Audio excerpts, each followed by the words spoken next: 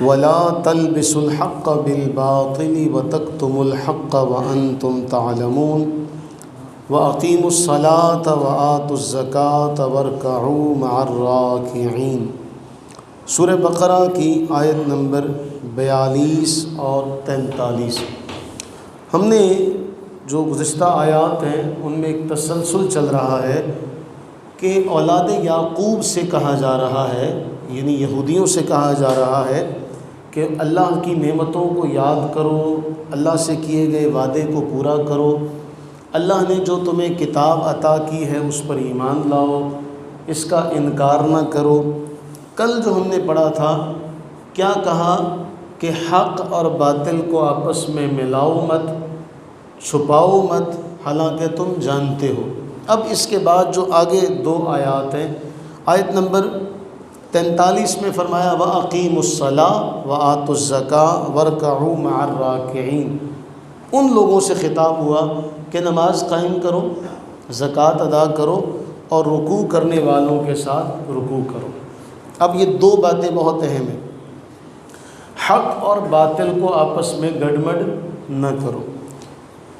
سورہ آل عمران میں اللہ تعالیٰ نے اسی مضمون کو ذکر کیا کہ یا اہل الکتاب، اے اہل کتاب، لما تلبسون الحق بالباطل، کیوں تم باطل اور حق کو ملا دیتے ہو اور دوسرا کام کرتے ہو وتکتمون الحق، حق کو چھپا لیتے ہو حالانکہ تم جانتے ہو۔ اب خلاصہ اور لب لباب یہ ہے، اللہ تعالیٰ اہل کتاب سے فرما رہا ہے، اللہ تعالیٰ اہل کتاب سے کیا فرما رہا ہے؟ اپنے ان تمام برے اعمال سے توبہ کرو، حق بات کو ظاہر کرو اور کیا کرو؟ مسلمانوں کے ساتھ مل کے نماز قائم کرو، ایمان لے آؤ، نماز قائم کرو۔ اور ایک جملہ بہت اہم ہے اس آیت میں، وَارْكَعُوا مَعَ الرَّاكِعِينَ، یعنی صرف نماز قائم کرنے کا حکم نہیں دیا بلکہ یہ کہا کہ نماز قائم کرو مسلمانوں کے ساتھ مل کر، باجماعت نماز قائم کرنے کا حکم دیا جا رہا ہے۔ اگر تو صرف اتنا ہوتا اقیموا الصلاۃ وآتوا الزکاۃ، تب تو بات سمجھ میں آتی جی نماز قائم کرنی ہے، کسی بھی طرح سے کی جا سکتی ہے، لیکن بڑی اہم نصیحت ہے۔ اللہ تعالیٰ نے فرمایا نماز پڑھنے والوں کے ساتھ نماز پڑھو، کیا کرو؟ نماز پڑھنے والوں کے ساتھ نماز پڑھو۔ اب اس میں اجتماعیت کا جو سبق ہمیں قرآن نے دیا ہمیں وہ یاد ہو جانا چاہیے۔ بڑی مشہور روایت ہے، صحیح بخاری میں بھی ہے، صحیح مسلم میں بھی ہے۔ اللہ سے دعا کریں کہ ہمیں اللہ کے نبی صلی اللہ علیہ وسلم نے جو جلال میں یہ فرمایا، یہ فرما کون رہا ہے؟ وہ جس کے رحمت ہونے کی گواہی اللہ نے قرآن میں دی۔ حضور کے جلال کا اندازہ آپ ان لفظوں میں کیجئے گا۔ فرمایا والذی نفسی بیدہ، اللہ کے نبی فرماتے ہیں اس ذات کی قسم ہے جس کے قبضے میں میری جان ہے، لقد ہممت ان آمر بحطب، میرا جی چاہتا ہے کہ میں حکم دوں لکڑیاں جمع کرو، لکڑیاں جمع کرو، پھر میں حکم دوں انہیں آگ لگاؤ، اور فرمایا پھر میں کسی کو کہوں کہ تم نماز پڑھاؤ، اور میں کیا کروں؟ میں ان لوگوں کے گھروں میں جاؤں جو لوگ نماز میں حاضر نہیں ہوتے، میں ان کے گھروں کو آگ لگا دوں۔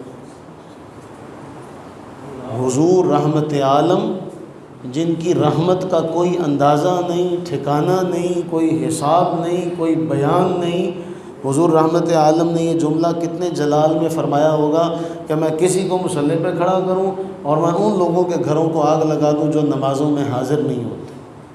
قرآن نے فرمایا وَارْكَعُوا مَعَ الرَّاكِعِينَ، رکوع کرنے والوں کے ساتھ رکوع کرو۔ آج آپ کسی کو بھی بتائیں جی فلاں جگہ چلے جاؤ، وہاں 10 روپے چیز سستی ملتی ہے، تو وہ 10 روپے بچانے کے لیے وہاں لائن میں بھی لگے گا، پسینہ بھی اپنا بہائے گا، گرمی بھی برداشت کرے گا۔